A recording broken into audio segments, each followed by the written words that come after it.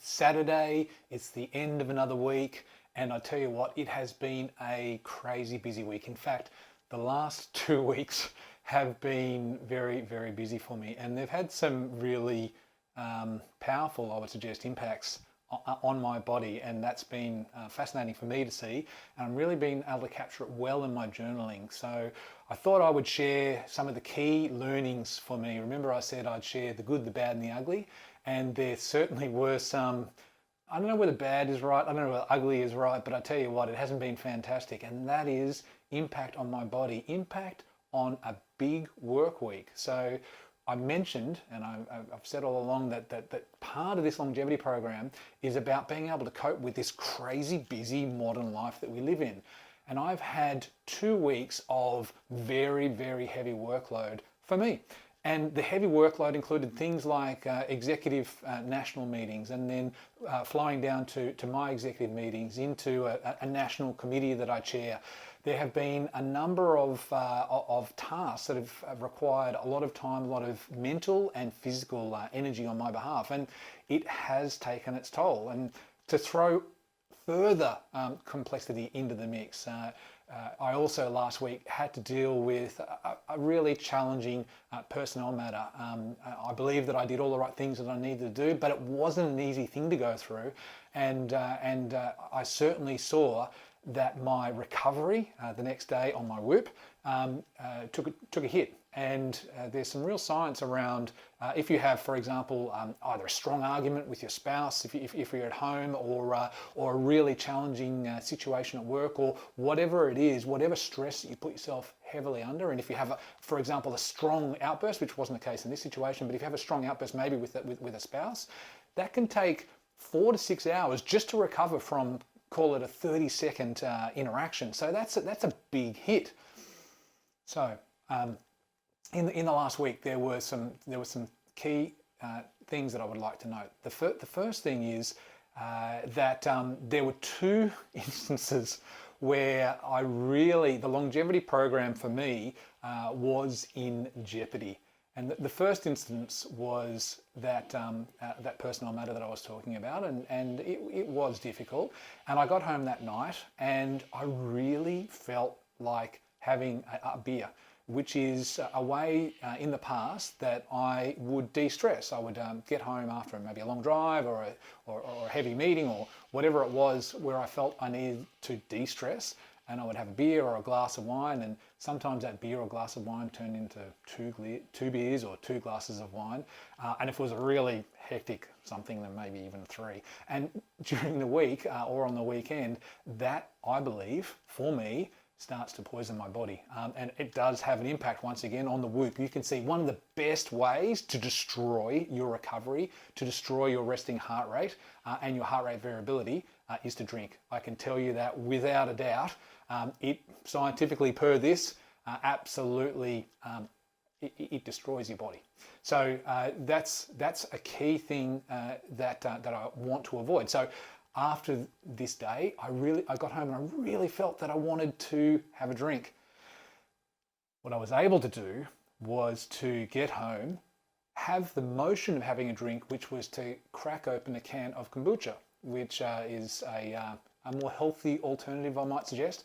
And I had a couple of nuts, which I really enjoy, a couple of macadamia nuts, and that was just a way to replace that action of drinking with something else. And I believe firmly that substitution, and you can't just eliminate a habit and then not expect something else to come in its place. If you eliminate a habit, and the habit that I'm eliminating is drinking, then to just expect that vacuum that you've created in eliminating that habit is magically going to be refilled, because something always needs to fill a vacuum. So if you're going to refill that vacuum magically with something good for you without thinking about it, then you might find, and I might find that that I refill it with something else that's not great for me.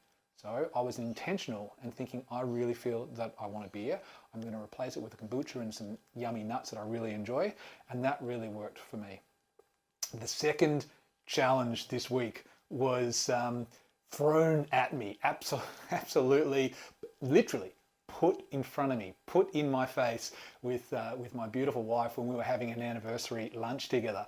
And we were at our favorite burger joint, and she ordered my absolute kryptonite that I'm avoiding this year, and that was sweet potato fries. Now, why am I avoiding those sweet potato fries? Is because they're deep fried in oil, and that is something that I don't want to expose myself to this year. And here was my beautiful wife sitting there eating these sweet potato fries right in front of me, and I tell you what, that was challenging. Now, I managed to get through that. I had a fantastic, actually really, really yummy salad with some great add-ins that were super healthy for me. And I really enjoyed that. And I was able to get through seeing her sit in front of me, enjoying those sweet potato fries, good on her. And I was able to get through it. Now, the way that I was able to get through that, and the real crux of this post and what I want to talk to today, was the way that I was able to get through that was I had a thing called leverage. And this is so super important when you're looking to go through something like the longevity program, when you're looking to make a change in your life. So in looking at the change that I want to make in my life, and I want to make sure this year that I go through this longevity program and have a really positive impact on my mind and on my body. And the way that I can do that is through leverage. And the leverage that I have, and I have shared or will share with you all, is there are a multitude of leverages that I have. Now, a big leverage that I have is the vision of my dad and the challenges that he's going through. I love him dearly, but he is going through some significant health challenges at the moment. And the leverage I have is I, without a shadow of a doubt, do not want to put myself in a situation where I will go through those same health challenges. That vision of me not wanting to do that is massive leverage for me every time that I'm tempted, such as having a bowl of sweet potato fries right in front of me. So that's a big thing for me. Other leverage that I have is the vision that I have. I want to be able to run if I need to go run and catch a bus. I want to be able to play touch football on the beach if my kids say, hey, Dad, do you want to come and play some games? I have these thoughts, these visions, these points of leverage that I come back to when temptation comes my way to break the promises I've made to myself regarding the longevity program, because it's not always easy. There are always going to be temptations that come my way, and with great leverage in place, you have an ability to meet those challenges when they come to you, and to overcome them. My question for all of you watching, therefore, is what is your leverage?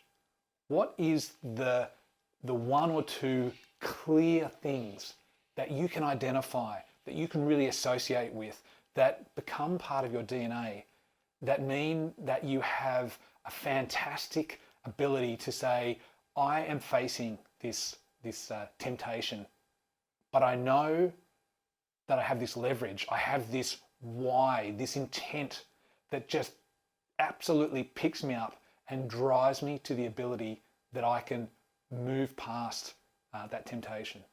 And there are two things that really work hand in hand together. I've talked about the importance of values. Values plus leverage equal an ability to do whatever it is that you're focusing on doing. And for me, that's the longevity program. Thought for the day. Have a think about it. Have a think about leverage. I know that it's super important to me. Hope that helps. And at the end of the day, for me, it's all so that I can live long, live strong.